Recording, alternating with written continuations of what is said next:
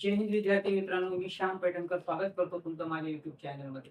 तर विद्यार्थी मित्रांनो, आज आपण शाळापूर्व जी तयारी होती त्याच्यामधला वर्ग 8वीचं प्रकरण पहिलं जे आहे, त्यामधील आपण एक पॉइंट बघणार आहोत. ते म्हणजे परिमेय संख्यामधील क्रमसंबंध, ज्यालाच आपण लहान मोठेपणा असे म्हणतो. मग परिमेय संख्यामधील लहान मोठेपणाचा क्रमसंबंध, परिमेय संख्या म्हणजे काय असते तर m/n या स्वरूपात लिहिलेल्या संख्यांना परिमेय संख्या असे म्हणतात. मग लहान मोठेपणा, तर लहान मोठेपणा आपण 3 चिन्हामध्ये दर्शवू शकतो, जे की यामध्ये आहे. बरोबर. मग आपल्याला पहिला पॉइंट दिलेला आहे, जसं की 5/4 व 5/4 व 2/3.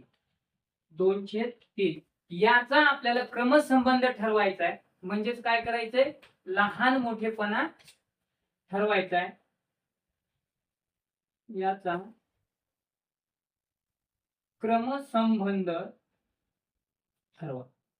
म्हणजेच काय करायचे तर लहान मोठेपणा आपल्याला इथं काय करायचं ठरवायचं. मग त्या अगोदर आता आपण याच्यातला क्रमसंबंध तर व्यवस्थित होऊ शकत नाही, कारण ज्या वेळेस आपण परिमेय संख्यामध्ये ठरवतो त्यावेळेस आपण एक पाहिले दशांश चिन्हाचा छेद कसा असला पाहिजे, समान असला पाहिजे. बेरीज आपण शिकलो ना, छेद कसा असला पाहिजे, समान असला पाहिजे. मग सगळ्यात अगोदर आपण काय करू, याचा जे छेद आहे ते समान करून घेऊ. मग समान छेद करण्यासाठी आपल्याला काय करावं लागेल, आपल्याजवळ दोन संख्या दिलेल्या आहेत, बेरीज करा गुणाकार करा, काही फरक पडत नाही. ठीक आहे. आता आपल्याला याच्यातला काय करायचं, क्रमसंबंध ठरवायचा आहे असं समजायचं काम आहे. मग याचा क्रमसंबंध आपल्याला छेद समान ठरवायचा आहे. मग काय करू, 5/4 सगळ्यात अगोदर घेऊ. 5/4 बघा, एकदा याला 3 न गुणलं म्हणजे 5 गुणिला 3 आणि 4 गुणिला 3. जे छेदाला गुणले तेच अंशाला गुणायचे आणि जे अंशाला गुणले तेच छेदाला गुणायचे. मग काय तयार होईल, 5×3 = 15 आणि 4×3 = 12.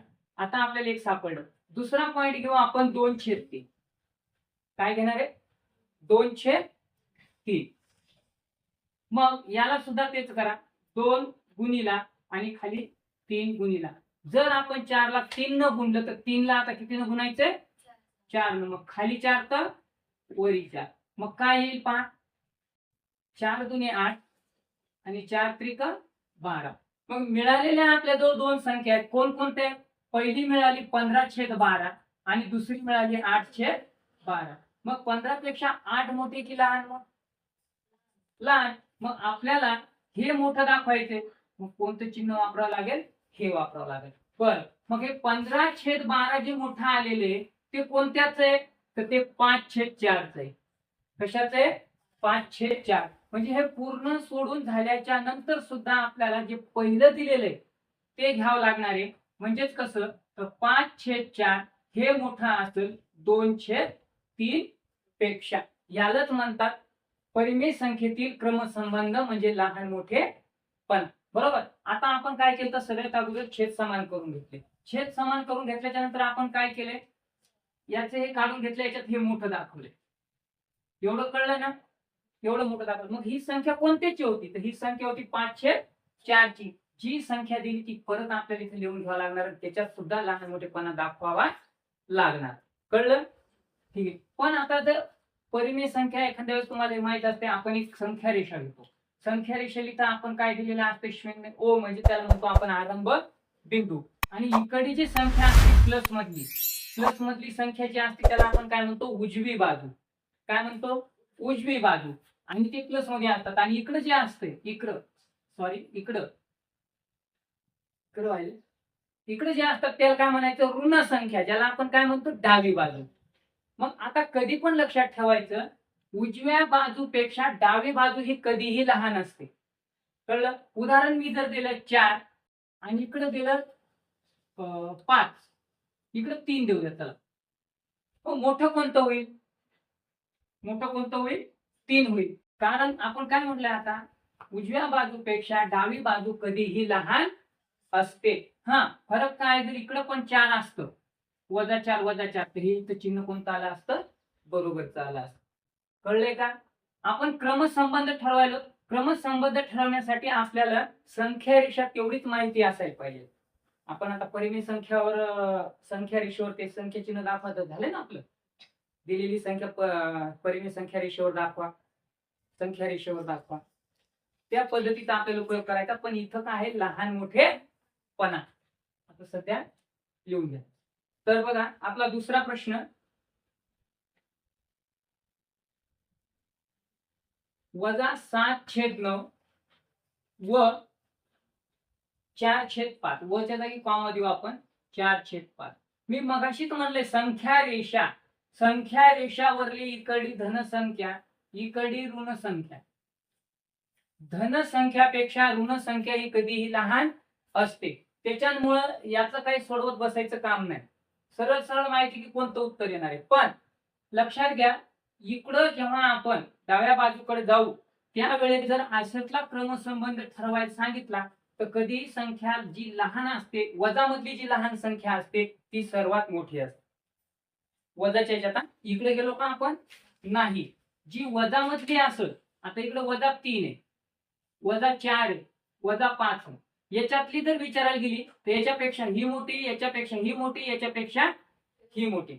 बरं आता हे मधले पण काढून टाकले आपण, मधले काढून टाकले, इथे लिहिलं -5 आणि -1 याच्यातलं मोठं कोणतं, तर काय येईल, काय यायला पाहिजे, -1.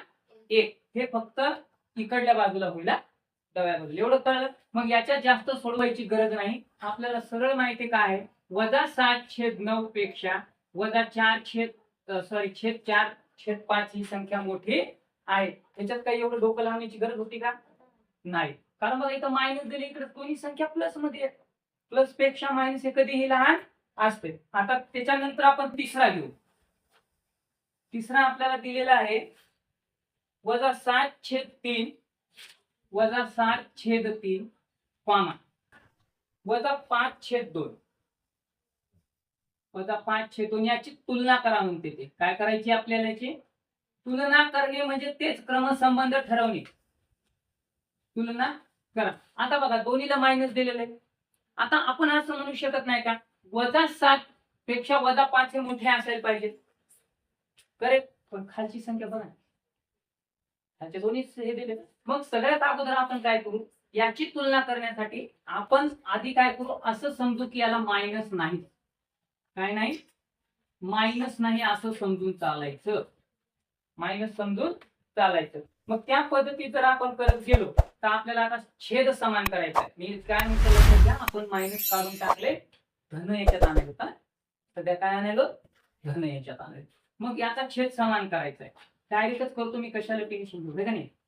5 दुने 10 आणि छेद काय येणार आहे, 3 दुने 6. मी डायरेक्ट सोडवायला, पूर्ण सोडवायची गरज नाही, मला पूर्ण सोडून दिलं झालं.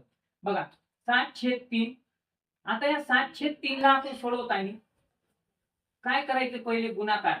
मग या 3 ला पहिले काय करायचं, 2 न वरी 2 न, उत्तर किती येईल रे, 14/6. मग दुसरे घेऊ आपण 5/2, बरोबर. आता या 5/2 ला काय करावं लागेल, एकदा याला 3 न, एकदा याला 3 न, किती 15/6, 15/6. मग आता आपण या दोन्ही संख्या एका याच्यात घेऊ. पहिल्यांदा आली 14/6 आणि दुसऱ्यांदा आलेली आहे आपली 15/6. Correct, correct. मग आता याच्यामध्ये मोठं कोणतं यायला रे, 15/6. मग हे 15/6 कोणत्याच यायला बरं, बघा जरा नीट लक्ष द्या. 3 आणि हे यायले 5/2 च मोठे आहे. करेक्ट, काही चुकलं का, नाही. चेक केलं तुम्ही, बघा कशाचं यायले, 15/6. 15/6 कशातलं आहे, 5/2 च आहे. पण कशामध्ये यायले, प्लस मध्ये. कशामध्ये यायले, प्लस मध्ये. आता थोडासा विचार करू आपण. आता वरच्या संख्येला काय करू, मायनसचे चिन्ह टाकू. काय करू, मायनसचे चिन्ह टाकू, जे पहिली दिलेले होते, ठीक आहे, 6. आणि इकडे जर केलं -15/6, -15/6. आता बघा छेद समान आहे, करेक्ट. काही बदल केला का आपण, नाही. आपण त्याला काय केलं, वजाचे चिन्ह दिले.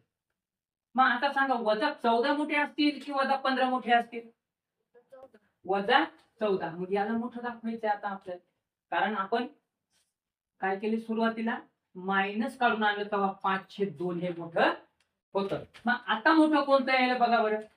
आता हे कशाचं आहे -7/3 आणि इकडे काय आले -5/2. मग हे जे मोठं होतं ते कशाचं यायले -7/3. नाहीतर हे जर डायरेक्ट केलं असतं तर हे मोठं येऊ लागले की नाही. मग आपण काय केले वजा हटवले त्यानंतर उत्तर काढले.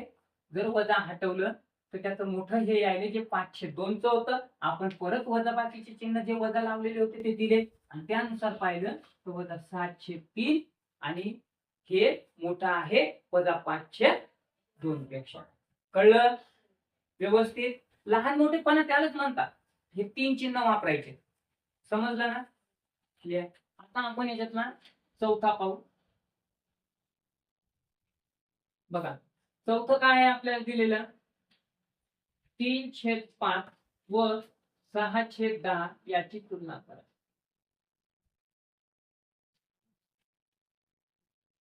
याची तुलना करा. ठीक आहे. जर मी बघितलं तर याच्यात 2 संख्या अशा आहेत ज्याच्यात आपल्याला हे चिन्ह वापरले जाते आता है ना सोडून तो. मग आपण काय करणार 3/5 कॉमा 6/10 याची तुलना करायची. समानछेद करून घेऊ. मग समानछेद करून घेण्यासाठी मी इथे बघितलं तर मला इथे दिसतं इथं 10 आहे आणि इथं 5 आहे. याचं 10 होऊ शकते. याला बदलायची गरजच नाही. मग याला जर 10 करायचा असेल तर शिवम कितीने गुणावं लागेल 2 ने. खाली 2 तर वरी 2. 3 दुने 6 आणि 5 दुने 10. मग आता आपल्या जवळ कोणत्या संख्या मिळाल्या ते पहा. आपल्याला मिळाल्या 6/10 आणि दुसरी संख्या मिळाली 6/10 जी आपण बदलली नाही. त्याच्यात काय फरक दिसायला 6/10 6/10 समान आहेत ना. समान आहेत तर आपण टाकून त्या समान आहे म्हणून. पण आला लहान मोठेपणा. कळलं का. फरक पुढे येईल फक्त मागे का थोडस हार्ड जाईल तुम्हाला मायनसच्या याच्यात. दुसरं कुठेही जात नाही. मगाचे गणित होतं ना एकतर त्याला पहिले हे करा आपल्या धनसंख्येत करून मायनस काढून लिहा नंतर मायनस चिन्ह टाकून बघा. मी मगाशीच काय सांगितलं -1 आणि -15 जरी दिले तर मोठी संख्या वजा मध्ये कोणती असायला पाहिजे 1 असायला पाहिजे इथं है ना. असं होईल का नाही होणार. कळलं नाही.